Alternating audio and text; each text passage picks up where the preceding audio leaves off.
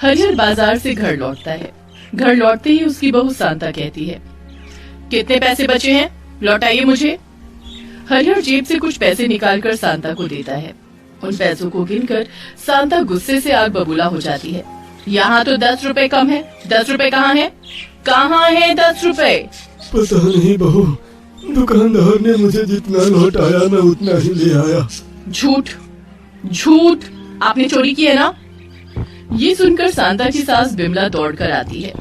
ऐसा मत बोलो बहू, हम पढ़ाई लिखाई नहीं जानते हैं, इसीलिए दुकानदार ने उसका फायदा उठा लिया होगा। हाँ बहू, मैं गरीब हो सकता हूँ लेकिन चोर नहीं हूँ।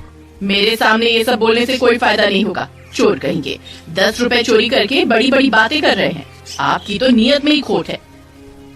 ये बोलकर शांता ने हरिहर को एक लात मार दी। हरिहर गिर पड़ा। बिमला हरिहर को पकड़कर रोने लगी।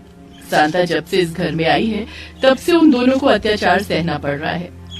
हरिहर और बिमला ने बड़ी आशा लेकर अपने बेटे को शहर पढ़ने के लिए भेजा था। बिमला, हम दोनों पढ़े लिखे नहीं हैं, हम तो बस खेतों में हल चलाते हैं, लेकिन हमारा बेटा पढ़ लिख कर बड़ा आदमी बनेगा। हाँ, और हम दोनों को बहुत खुश रखेगा और फिर इसी गांव की एक लड़की से उसकी शादी करवा देंगे। लेकिन अनिमेश का प्लान कुछ और था। उसे शहर की किसी अमीर आदमी की लड़की से शादी करनी थी, इसीलिए शहर पहुंचते ही वो लड़की की खोज में लग गया और उसी दौरान वो शांता से मिला। शांता का पिता बहुत अमीर था। शहर में उसके पिता के कई बिजनेस थे। ये सब देखकर अनिमेश ने सोचा, शांता अपने माता पिता की इकलौती लड़की है, उससे शादी करूंगा तो मेरी लॉटरी लग जाएगी। अनिमेश ने शांता को शादी के लिए राजी कर लिया और शांता के पिता के पास जाकर शांता का हाथ मांग लिया। सर, मैं आपकी बेटी से बहुत प्यार करता हूँ और आप मेरा रोल मॉडल है सर, आप मुझसे शांता की शादी करवा दीजिए।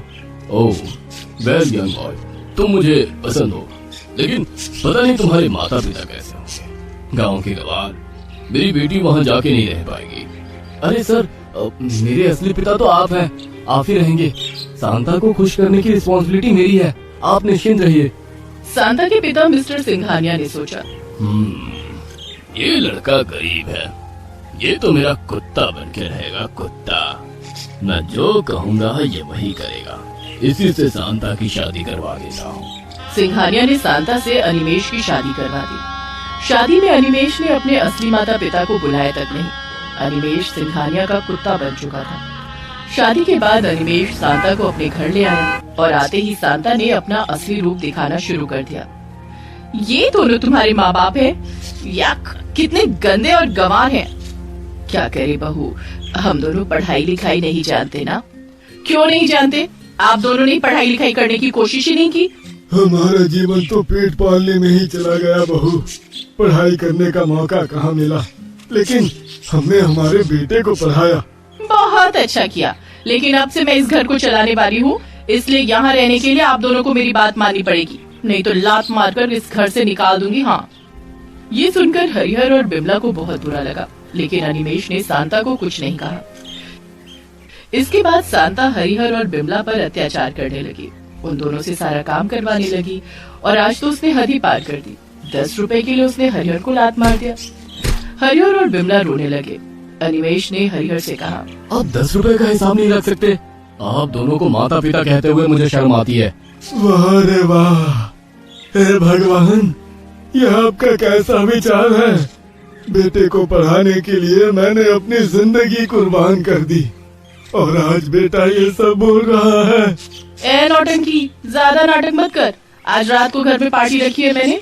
मेरे दोस्त लोग शहर से आने वाले हैं, उनके लिए खाना बनाना होगा और उन्हें सर्व करना होगा। चल तैयारी पर लग जा। हरिहर और बिमला काम पर लग गए। शाम को शांता की सारी सहेलियां आ गईं और पार्टी शुरू हो गई। शांता और अनिमेश अच्छे कपड़े पहनकर पार्टी करने लगे। हरिहर और बिमला नौकरों की तरह लोगों को खाना सर्व करने लगे। चिकन पकोड़ा लेंगे?